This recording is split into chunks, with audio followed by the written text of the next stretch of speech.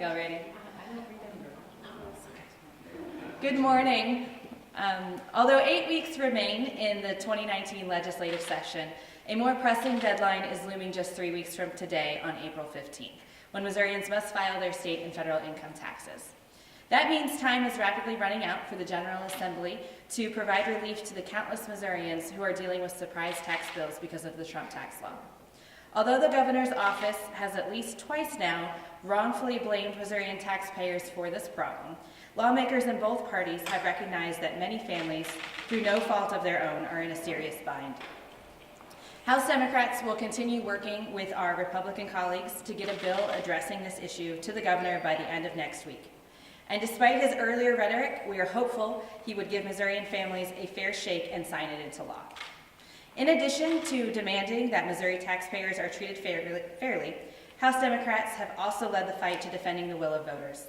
Time and time again, the Republican majority has shown contempt for many of the same voters who elected them by seeking to weaken or outright repeal ballot measures that passed with strong support.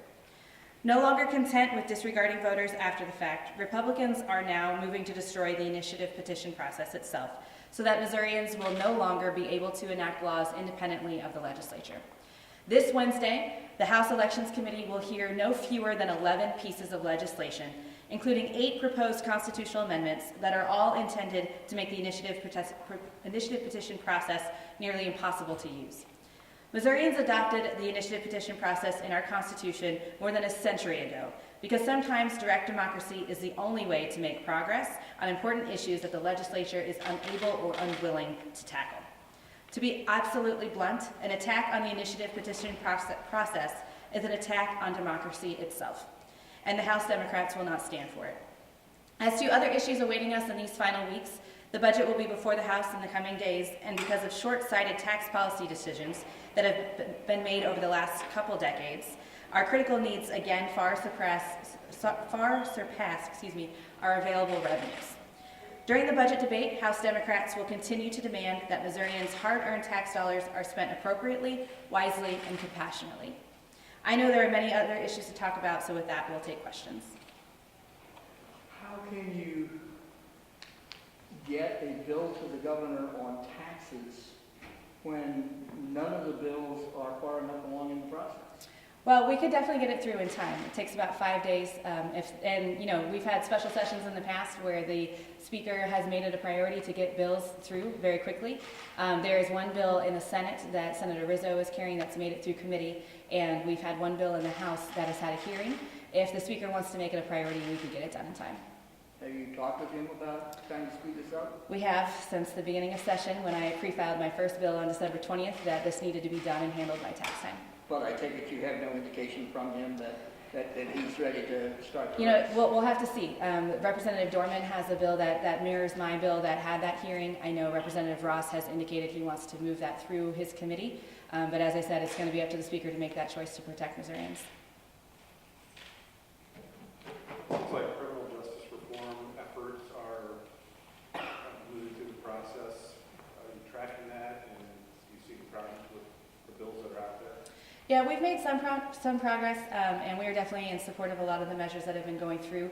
I was hopeful that we would have things going through faster.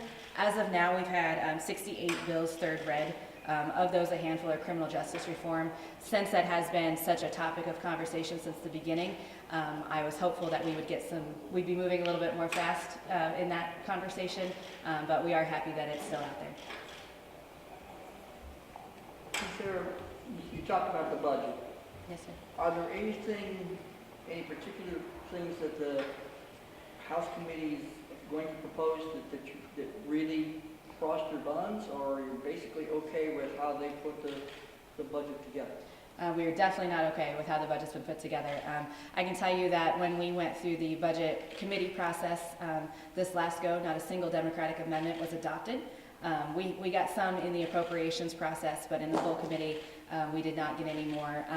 Things like the $100 million in general revenue is concerning for us. There's nothing in there to tackle Missouri RX, prescription drug coverage. There's very little that addresses the in-home nursing services that folks need. School transportation is still $5 million short. There are a lot of things that our members will be moving towards, and you'll see a lot of amendments offered on the floor tomorrow. But now we're back to the age-old question of there's only 45 of you. You 47. You really can't influence the process a lot because you need almost twice as many of you just to get a majority. Of course. How much influence do House Democrats really have on the process given the way the numbers lay out right now? Of course, with everything that we do in this chamber, it's difficult when we're in a super minority. We know that. That's why we work with constituents, make sure folks know what's going on so that they can call their elected officials and put pressure on them for the things that we know Missourians want. But also, we build relationships, we get things done. In the first round of appropriations, our members moved many millions of dollars to support the programs that we want to see. And then also it's working with the Senate, making sure that our Senate counterparts know what we're working towards, and we work with them so that they can get a heads up on the amendments that we're offering. Representative Fitzwater has a proposal which would have to go before the voters that would change the makeup of the legislature in total, reducing the size of the House from 163 to 120, raising the Senate to, well, I think it's 40, so that you have 3 reps for each senator. Any thoughts on that idea? As a caucus, we haven't discussed that. I can tell you that I'm looking at that bill and watching it closely. There are some good things to be said about having the same type of things under each senator for each region. And we are, I believe, the 4th largest legislature in the country. So that is something that I'm open to discussions around. Any other questions? Thank you all for your time. Appreciate it.